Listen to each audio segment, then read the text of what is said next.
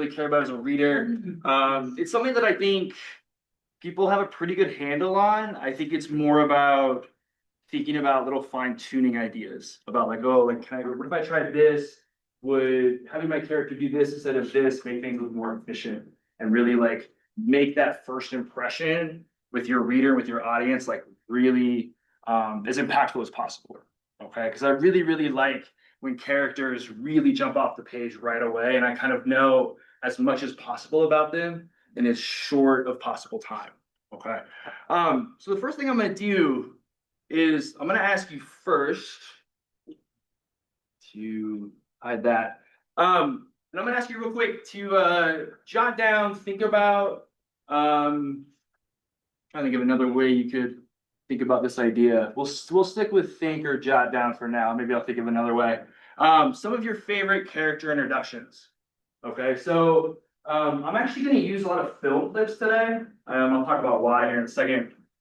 But as it says here, this doesn't have to be just from books, short stories, whatever. It can also be from movies, shows, comic books, something from YouTube, whatever it is. Just when somebody asks you about character introductions that like you remember your first reaction, who comes to mind? And if you can remember why, just jotting down a couple of things. I think that would be awesome. Questions about that at all? Okay. Give you just a couple minutes.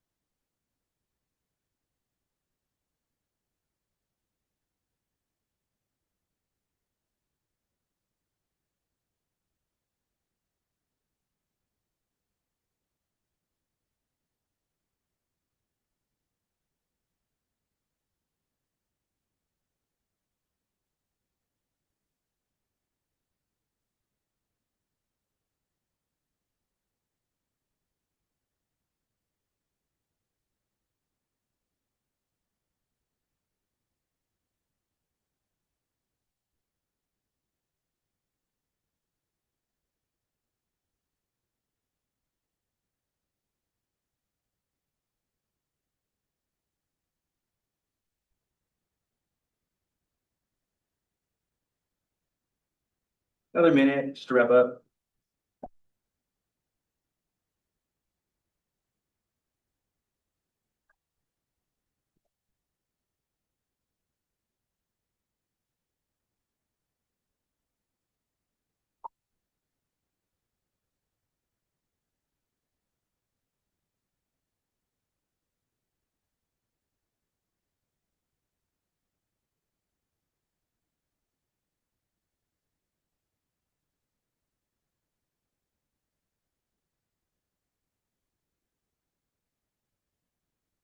As you wrap up, just for the sake of starting conversation, you might feel like sharing who they wrote down and even more so, like why. Yeah, please.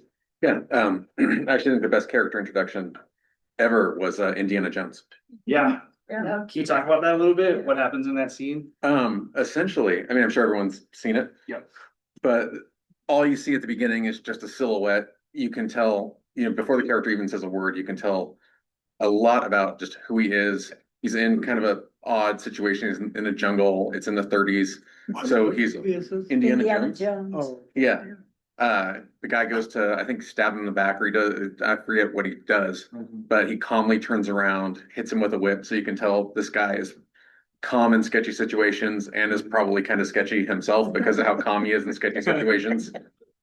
Yeah. And, but like confident and competent and brave.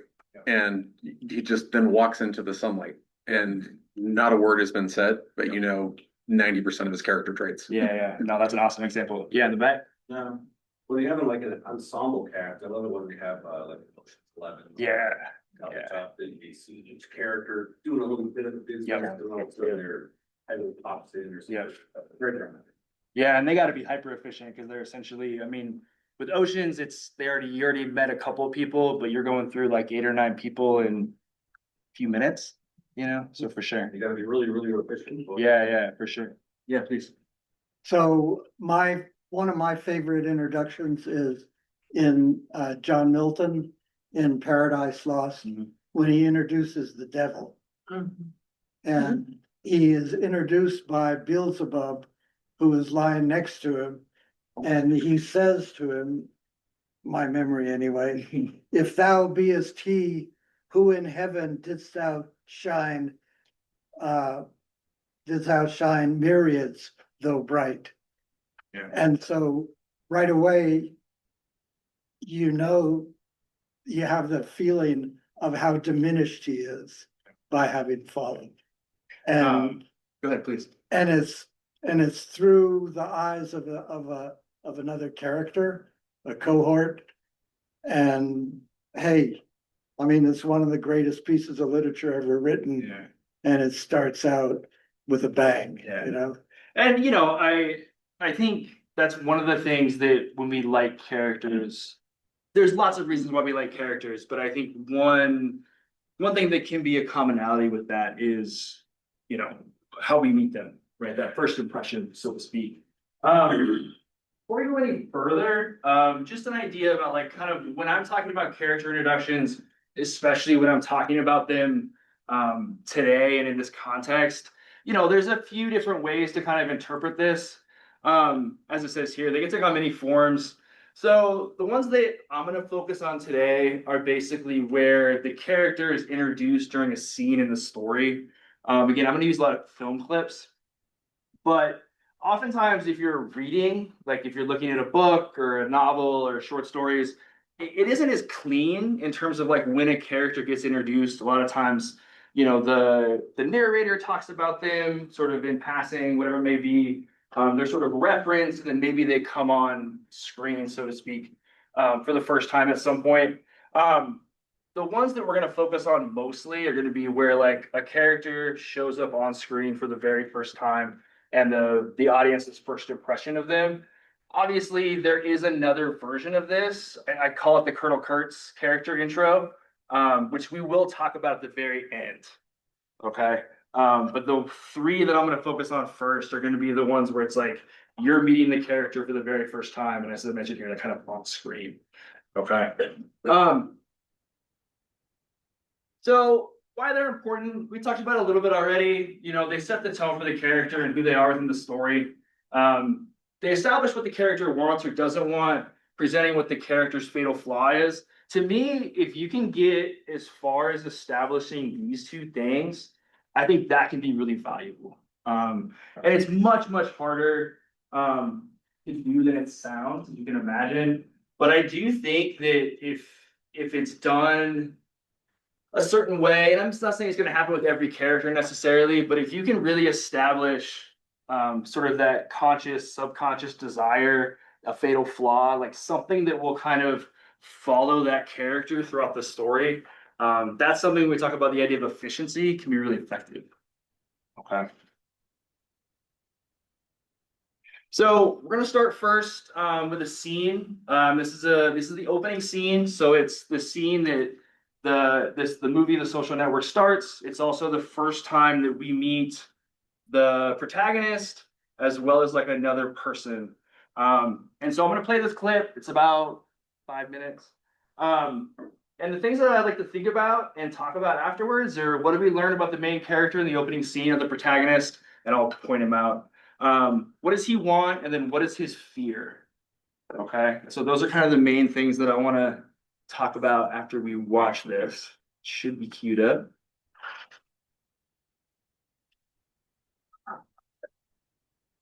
And if you haven't seen The Social Network or have never heard of You're not a nerd, you're an asshole. this other one. This one.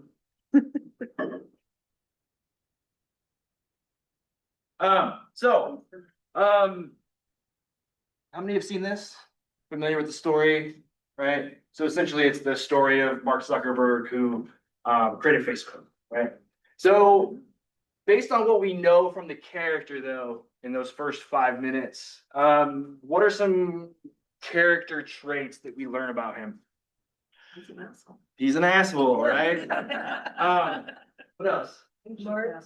Anxious asshole. I'm sorry. Obsessive. Smart. Obsessive, smart. What Needs is his- validation. Yeah, right. So he needs validation. So we're getting into the fears part of it. So where is his like? We didn't talk about insecurity, but insecurity. What is sort of driving that insecurity, or kind of what is his biggest fear, maybe? Ego. Yeah. So Yeah. ego. Definitely. Right. So he has this kind of idea of, success, but then also these like people relationships. And as you watch the movie, you kind of understand that he's completely at odds with, wanting to start Facebook and run this business, but then trying to grapple with the idea of the people close to him and how he treats them. Right. So we get so much of that in the opening scene. And it's written by Aaron Sorkin, so you're getting, some of the best dialogue you'll hear. So before we get any further, I want to talk quickly just about physical details. This is up there, let's get controversial. It's not that controversial. But I think the idea here is when we're talking about character introductions, I think a lot of this comes back to the idea of describing your character, right? Your character looks like this, they're wearing this, they're this tall, they're, wearing this color shirt. And I think that kind of stuff can really matter. I just sometimes when I'm reading and even writing, I just sometimes wish that it mattered more. And so even as a reader, I could be kind of a lazy reader when it comes to this. I'll kind of forget what a character looks like after a few pages. And then every once in a while, it'll be like, oh, and then her blue eyes. I'm like, oh, I forgot she had blue eyes. Okay. The only thing about that is, again, it's good to have description. I'm definitely not saying that that's not true. I just think oftentimes I kind of want it to be more than window dressing. Again, both as a reader and as a writer. Some of you are nodding, so this is something that I hope for some of you is resonating. But if they're tall, right, there's nothing wrong with that, as long as it sort of says something about who they are and how they see themselves. Same goes for if they have blonde hair. As long as there's something about them having blonde hair that kind of affects their character and how they see themselves, that's where I think those physical details can really create that kind of efficient character introduction. Okay, so it's just one of those things where I think having physical details is awesome. There's some stuff down here like a t-shirt they might be wearing, a tattoo, a scar, like these kinds of memorable details, I think can sometimes resonate better with readers. Okay, yeah, please. I was gonna say also like if I know when I'm doing characters and stuff, I kind of think of the narrator and what this is being mediated through, because if you have a person who notices certain things about people, like in the book American Psycho, for example, the protagonist notices like the brand of clothing people are wearing, and it says just as much what kind of details the narrator notices as the ones that they disregard from that other person. Like you might learn a really important thing about what someone looks like, and then the narrator never thought to notice it, and you're like, huh, that's interesting. So it becomes kind of a conversation between perceptions. Totally. Yeah, and I think American Psycho is a great example of that. Those familiar with that story, he's really obsessed with designer clothes. It's about like 80s, like yuppieism. And yeah, it's like that's such a specific character detail that not only reveals something for the reader about the characters that the narrator is seeing, but again, it's also revealing something about the narrator themselves. So we're talking a little bit about setting. This is something that I think sometimes gets thought about and discussed, but again, it's something that I try to do as much as I can and I really look for when I read. And I think this really has to do with obviously setting as a writing element is something we talk about a lot. But in terms of character introductions, it can really say a lot about the character, not only where they are, if it's somewhere that they're really comfortable in, but also if it's somewhere that they're not comfortable in. Right? Because one of the things that we're trying to do with our characters when we're introducing them is to create tension, right? Like we want to know kind of right away what the foils are, how this person's going to be uncomfortable. And so sometimes setting can be a really good place for that. So plopping your character in somewhere they're really comfortable will reveal a lot about them, but also in somewhere where they're not comfortable. Okay. And again, what you're doing is you're creating a little bit more tension using elements beyond description or beyond dialogue and just sort of this kind of almost like fish out of water situation. And again, this will also give them something to react off of, because a situation that might be traditional or comfortable to us as people and writers might not be as comfortable to our characters. Right? And so I think showing that can be really effective. So sorry for the bad pun, but this is from Jaws. This is the Quint intro for those that have seen it. So a couple questions to think about after you play the clip. How do we know he is an outsider? Right? So how do we know kind of by the setting who he is, who they are? And then also, how does he use this setting to his advantage? So even though he is an outsider, he's out of place. He kind of uses that to his advantage to sort of set the tone for him as a character. Yeah, please. Yeah, are we gonna have access online to this? Yes, I believe so. Yep. Yeah. Okay, so that'll be sent to us after the meeting. Yes. It's not gonna be sent to you, it'll be on the website. On the website? Yep. Okay. Yep. Thank you, Mike. Mhm.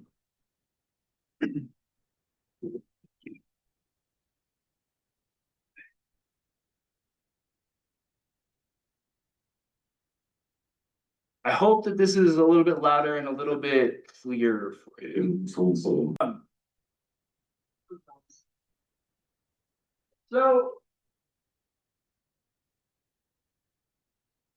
obviously there's a lot, his monologue is obviously very compelling too, which is I think a different part of it. But in terms of setting, so what are the things that Spielberg, I guess, but the storytellers kind of use to establish, he's an outsider.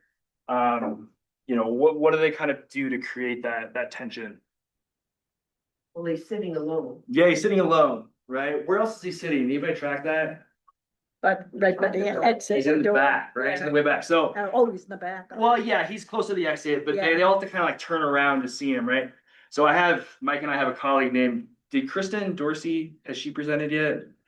Yeah. Yeah, So she has a thing where when she comes to meetings, I don't think she would mind me sharing this, but when she comes to meetings, she was like, you always want to sit in the back if you have something really important to say, because you want everybody to have to turn around to look at you. And I just never forgot that.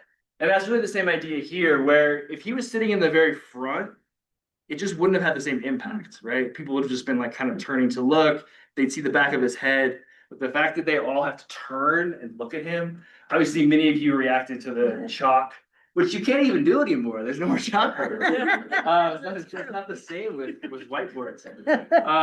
But obviously that's always like a great action that he has, and even the way he's dressed, right? Some of that stuff. And the way he speaks. Yeah, and the way he speaks. And he with his mouth full, I mean, talking with his mouth full. Yeah.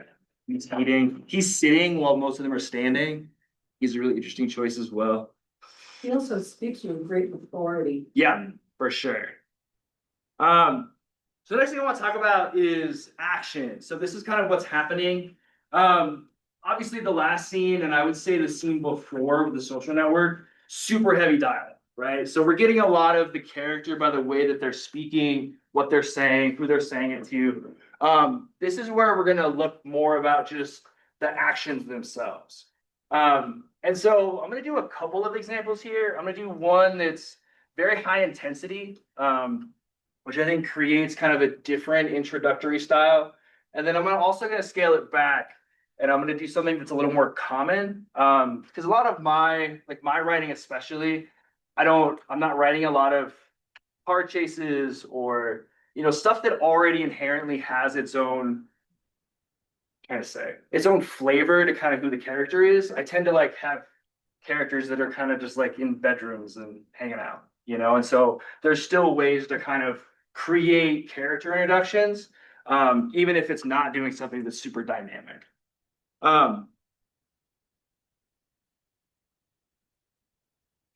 So with this, there's going to be a car chase, as I mentioned. Sorry, it's so small. It's going to be a car chase. I think how we'll do it is we'll talk about the car chase, we'll play it, and then we'll come back, and then we'll talk a little bit about the second one, and then play that, and that's how we'll do it. So that's time. Okay.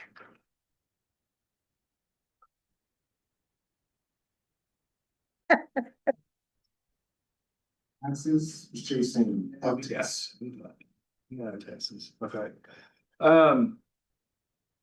So let's talk a little bit about the action of the car chase. I'm gonna leave the lights off just for a second, just because we'll play the next clip, but how does the car chase kind of define the character? Yeah, please. When like he sees someone, like he's being called presumably by his dad or something, Yep. he immediately hangs up. He uses his ability to just silence that voice to do it. Yep. He doesn't know how to drive the car well enough that like the hood flies off, but Yep. he knows how to drift. Yeah. Yeah. He calls out to like some other kid that he knows, but he doesn't stop. Yep. Very clearly. Yeah. And then, when the cop is approaching him, he like immediately turns and he doesn't even stop for the cliff. Yeah. And then he's very nonchalant about all of it. So Yeah. he's using like, it's so much of characters, not just action, but reaction. Yeah. Having such a high intensity, like the higher intensity of the situation, the more you can kind of gauge, okay, so that maybe this kid doesn't even have a full regard for his life and Yeah. taking so many risks. Totally. Risk taker, Yeah, absolutely. for sure. Has somebody in the back had a hand up maybe? He's the kid that you wish isn't taking your car. Yeah, I mean, and I think the father figure part of it is really fun because clearly he's stolen the car. And, for those that have kids and obviously big kids, like it's just, there are different ways to do that kind of stuff, stealing the car and then not just stealing it, but maybe kind of knowing that you're gonna drive it off a cliff. It feels like Definitely. a disregard for like a stepdad. too. Yeah, Like, right. like your mother is off. Right, so we have like the authority part of it. Yeah. Really playing a role because the cop or whatever they call it in Star Trek. The cop, he's kind of really pretty dismissive of that. And so, yeah, I think it's the car chase itself is fun, but as we kind of talked about, it's also those little choices that he's making, right? When the cop shows up, he doesn't pull over, he takes a right. When the cliff's coming, he doesn't stop the car, he revs it even more and then plans on jumping out of the car so it can go over the cliff. Yeah, please. Says something about him too, that he doesn't really know how to drive a car, but I mean, what he does at the end, the way he turns that car around is about to go up the cliff. Yeah. That's like pro shit, right? I know. Yeah. I know. So he's got some kind of internal Yep. capacity that's. Yeah. Okay. And so anybody who's seen Star Trek or that Star Trek, right? That he's like this prodigy of a pilot, right? So we're sort of seeing the seeds of that right away. So obviously we have a few different actual settings for this thing. So we start in the bedroom. What are some ways the storyteller kind of establishes who the character is just in a basic setting like that? The thought process. Right, so the thought process, so she's meditating, right? Shrine. Right, the little shrine, and that's the little clever TV/movie thing of, we're gonna tell you about this character by showing some things in their room, right? So there's the Ruth Bader Ginsburg. I think there's some awards that she has. Valedictorian. Valedictorian, of course, right? What else do we find out in that the opening part of it where she's in her room? What else do we learn about her? Yeah. I thought she was like listening to some sort of audio recording that's like a mantra but I couldn't tell if it was that or like, oh, maybe there's narration or like it's her voice. Either way, it says a lot about her, what kind of thoughts she wants to remind herself of in the morning or is reminded of when she's alone, and kind of have that contrast with when her friend shows up, they start dancing and then they're like, oh yeah, maybe we should just skip. Yeah. And then they don't, they go straight to school. Of course. So it kind of, all those scenes on their own would give you a different impression than putting them in rapid succession. Yeah. Where you see like, oh, it would be so funny if we skipped class, and then she immediately shows up and like she's a valedictorian. So like you can kind of put together that they entertain the idea of it, but they're not actually going They'll to probably never right actually. now. Right. The fact that he's wearing a retainer That's why I was gonna bring means he follows the rules. Yeah, it's really fun, right? Yeah. It's just a real like, she takes it out and it's like very dramatic. the contrast of trying to program her mind to be you're great, you're this, and then takes out this Yeah. silly retainer. Yeah, of course. please. But as a writer, Mhm. how would you convey that drawing in of your reader and conveying that quiet capturing of the Yeah. reader? How do you do that? Yeah, that's a great question. I think that's one of the downsides of using film clips. Again, I think for a presentation, it's easier than trying to put text up on a screen or pass out sheets. I think the one thing that, and again, this is a stylistic thing. This isn't like what somebody should or shouldn't do. But I think oftentimes when it comes to writing, what can happen is as writers, we really try and with those first few pages, when like we're introducing characters, maybe we're not, we really like to kind of go into full like narrator explanation mode. And we like to talk about, maybe something with setting, maybe something with background, things like that.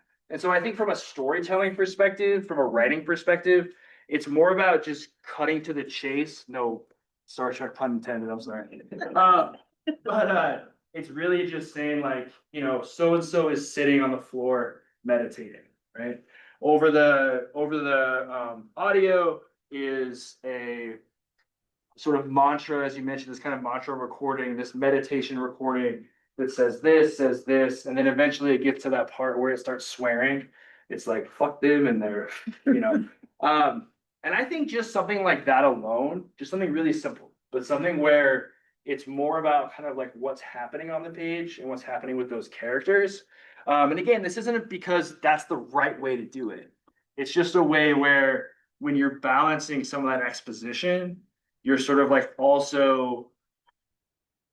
you're also countering it maybe and balancing it a little bit with that really like solid in scene. Here's what's happening and here's how it's impacting the character.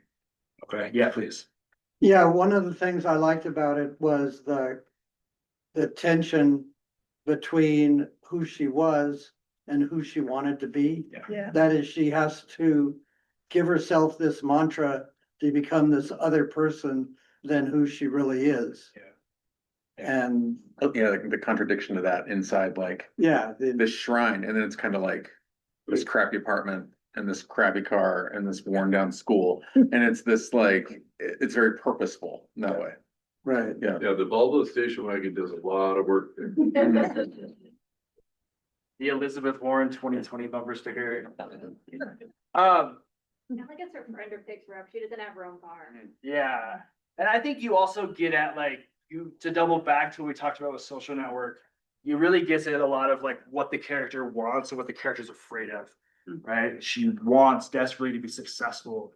She wants to be taken seriously. She's very, very afraid of failure.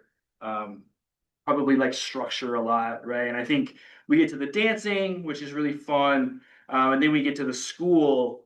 And I think that is kind of a very traditional setting where her reactions to everything say so much, right? So I'm not sure if it's clear in the example, but it's the last day of school-ish. You could hear the principals like, I never want to see any of you ever again. And it's supposed to be this really fun time for students, and instead she's very bothered by the stuff flying around and all the people bouncing into her and things like that, which I think is really fun from a character perspective. Well, and it shows also that she and her friend are kind of invisible. Yeah. Which is very, Yep. very sad. Which is also a theme that'll kind of pop up a little bit throughout the movie. So a couple more here. The next one here is to create a foil. So the idea here is to, as quickly as possible, put the protagonist and the antagonist in the same scene. Okay. Again, this is really dependent on your story and how it works. We're gonna coincidentally talk about the Colonel Kurtz version of this, which if you know Heart of Darkness or Apocalypse Now, the antagonist in that story doesn't come until the very end, right? Which creates tension in a different way. This is the opposite of that. This is like, let's get these two characters in the same room right away, and let's have them kind of like have it out, okay, before they have it out, right? This is from, so yeah, how does the scene establish the characters, but also the tension between the protagonist and the antagonist? So essentially, we're going to get to know them, but we're also going to get to know their tension as protagonists and antagonists. So, I think you learn a lot about the characters. I think the big thing there though is we kind of see a really good snapshot of sort of what their tension's gonna be as antagonists and protagonists, right? So what are some of those things that we're seeing where like over time, we're gonna see these kinds of things butt heads? Trying to please authority. Right, right. exactly. So he's a student. The guy in the black shirt is I think he's the head of the school, the music conservatory, or if he's The just an band instructor. Is that what it is? Yeah. And so basically the idea is as a student, he's gonna try and impress his instructor. His instructor is going to basically, make him miserable Yeah. the entire movie. Which you obviously will see the dynamics. What about so that as an idea, I think is pretty clear. But what about the way that humor is used and what that says about the characters, or especially the antagonist? How does he kind of use humor in a way to kind of establish authority? Sarcasm. Yeah, he's very sarcastic. He kind of undermines him for doing things that any of us would do, right? So it's just he's always making sure that the young man, the Miles Teller character, is always on his toes, right? Never knows, he's never settled. He never knows what's going on. There's always an element where this kind of unexpected idea is always lurking, right? Which is even just talking about it, I'm getting a little stressed out. The movie messes with tension really, really well. And he thinks the instructors come back to Yeah. either talk to him or say something. Yeah. Oops, forgot my I tag. don't know. It's just very stressful to me. But yeah, right. He's always messing with it. That's something you see throughout the story. Is it's not just sort of and the antagonist is awful, but but he does it in a way that I think says a lot about him and about what kind of a characterization and what kind of a relationship he's trying to create, right? Yeah, please. Yeah, and I think one of the cool things is that he leaves the scene, it leaves with it being completely unresolved, Yeah. all up That's in the right. air, so Yep. that the tension isn't diffused. Yep. But it's Yep. projected.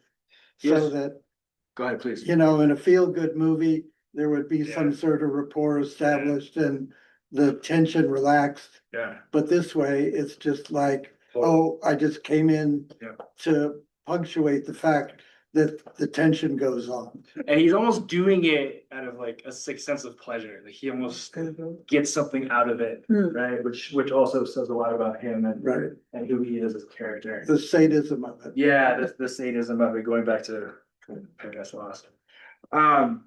So the last one we're gonna talk about here is I call it the Colonel Kurtz. I'm sure there's a better name for it that somebody gave it, but it's just always what I think of.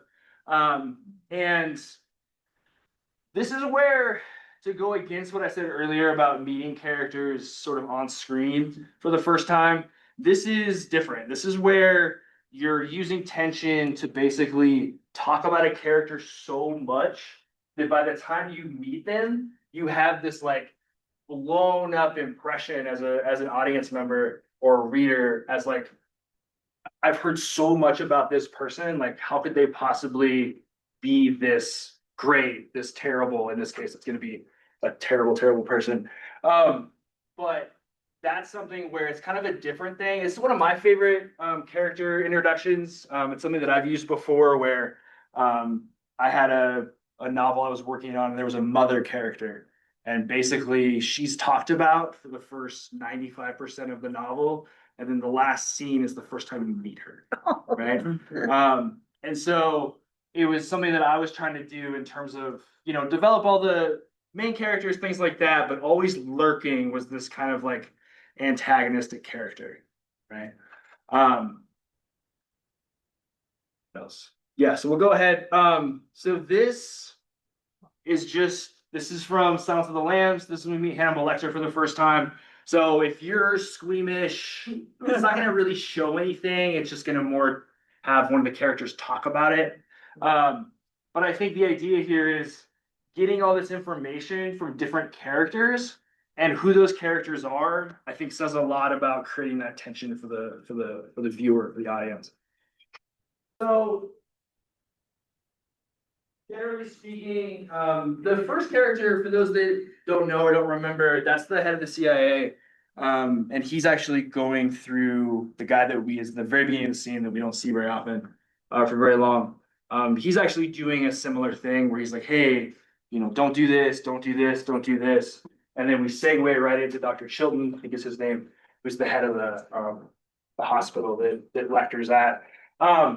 So I mean, we're getting that information, and what they're not going to tell us in that clip is did we remember what the thing is that Dr. Chilton tells her, the last thing he tells her before he releases her? What Dr. Lecter did? He basically, he bit off someone's tongue, is something like that. He did some awful thing, or no, he shows her a photo, and the face is all, they don't show the face in the photo, but it's like clear that something very bad has done. And then he's like, his heartbeat never rose above 81 or something. It's this whole thing. What else is used in that scene to kind of not only what is being said, but in terms of the action, how is what's happening in the scene also creating tension in terms of them walking together? Down. Yeah, They go through the gates. they're constantly going down. So maybe you've ever been in like a prison before. You'll and Mike, I know, but you'll like What? eating in the prison. My actual prison time is not. Yeah. Public discussion. Sorry. Catch.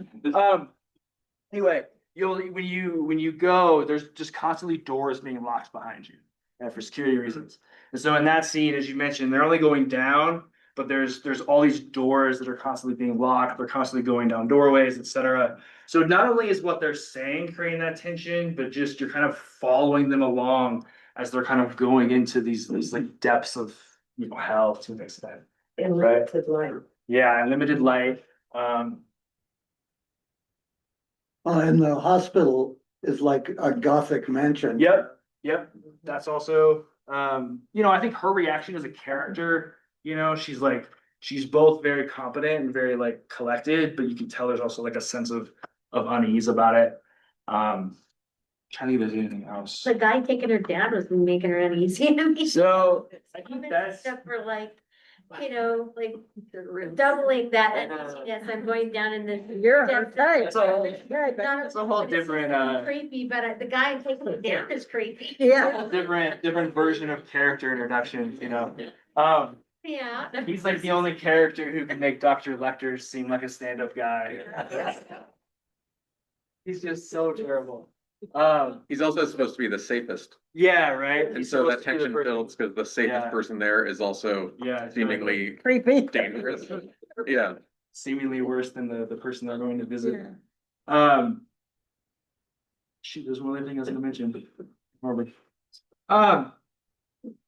So, just a little bit of final thoughts here as we kind of wrap up. I can't believe I was this close to time. That's unbelievable. So look, I think if this is something that you choose to kind of start to incorporate with your own characters, by no means, and I think this is probably obvious, but those should, still be said that the goal isn't to do all of these things all at once, right? It's gonna matter your characters, it's gonna matter your stories, it's gonna matter like what kind of framework you're working in. But looking at some of these and kind of thinking, okay, could I use this setting a little bit more efficiently? Could I think about, incorporating some of these other elements like action, incorporating some of the dialogue stuff, some of the power dynamics, I think can elevate what's already probably working really well and just add a little bit more flavor to it, a little more spice. And I think once you start seeing it, I think it can be really fun to kind of see. Fun is a operative term, but fun from a writer's perspective to kind of see like how much of what they want and don't want as characters you can kind of get out as quickly as possible. So like I said, I think the goal is again to look at what you have and see ways where you can kind of incorporate some of these things. Any final questions? Yeah, please. Not so much a question, but like something I've done that can be kind of helpful is if you're watching a lot of movie scenes and wondering like, oh, how can I get this sort of feel in my written book, there are like the scripts from the original movies, some of them out there, which can be helpful because they don't tell you everything that's going on, but they give the people who are acting or whatnot, like, Right. here's what you should be That's a good going idea. for. Yeah. And that's helpful. It could also be helpful to watch a scene like this and without knowing anything about the movie, and then at the end, just write down like what you feel like you've learned, like what you know about the characters and what's giving you that impression. Is it like the acting? Is it the lighting? Like, what is it doing that? You can also do that where you like rewatch it, the scene on like mute or something, and just look at the visuals and get a sense of what's going on from that. And then the same with the dialogue, just listen to it, Yep. don't watch it. And like I've done that for film classes before, and it can be really helpful because it turns off some senses and turns on others. And like with writing, the one thing you always have access to that movies never do is, or rarely do, is the character's thoughts. And like them noticing things and then processing that in their heads. And so you can always take a lot of these things and then have the characterization be how they interpret them too. For sure, totally. I think, I do this a lot. My wife and I are both people who like to rewatch movies a lot. And so I think doing it with movies that you're already pretty familiar with, that way you're not trying to do two things at once. We're trying to understand the story while also trying to kind of like parse out what's going on. Like a movie like Jaws, I've seen Jaws 100 times. It's one of my favorite movies. In fact, when I was thinking about this presentation, the Quint scene was one of the first things that came to mind. Social Network is another one that is a movie I've seen a bunch of times. So that can be really helpful.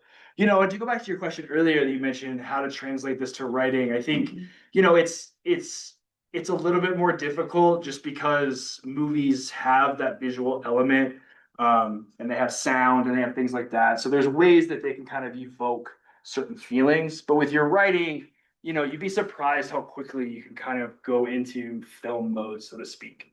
And you're just kind of describing what's happening, and sort of seeing the characters kind of moving on the page. I think it can be really effective.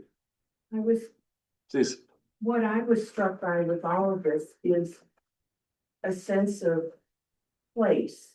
So whether it's written or in the movie, if we get that sense of place, that should build into the character as well. Yeah. Well, a sense of place, right? Like they say, the sense of place or the setting, oftentimes in stories is a character in itself. So the setting is a character could be alone in the setting, but the setting could also be doing a lot of heavy lifting for sure. Thank you. Interesting. Can you tell us a little bit about what you're gonna do on Saturday? Yeah, so on Saturday, I do have some printed copies of some character introductions from some books, just so you would get that kind of what this looks like on the page situation. I tried to cover both like main characters and supplementary characters. It could be a little bit different doing the main character versus kind of some of those side characters. So my goal is to go through those, obviously review some of this stuff very briefly. Do some generative stuff with your own characters would be great. And then I would love to create some kind of discussion so we can talk about what you're doing, what's working, what questions you have, what kind of things you're kind of going for with some of these character introductions, and then create kind of a workshop setting where we can talk about like, here's what's working really well. Here are the questions you want answered. Here's how it's working for us, kind of a thing. What you just said, I went back to our first speaker today and his scene that he set, that was pretty amazing. Very unique, very interesting, drew you right in, you kind of, you can picture everything. Yeah, it's going really on. great. It's really a fun feeling. Yeah, Sweet. thank you. All right, thank you. Thank you. I really appreciate it.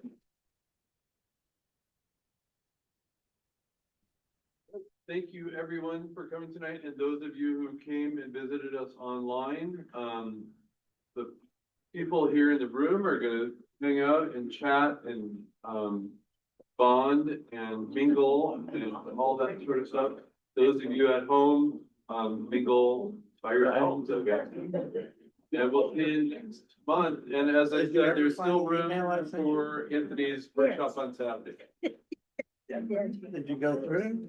I mean, everyone.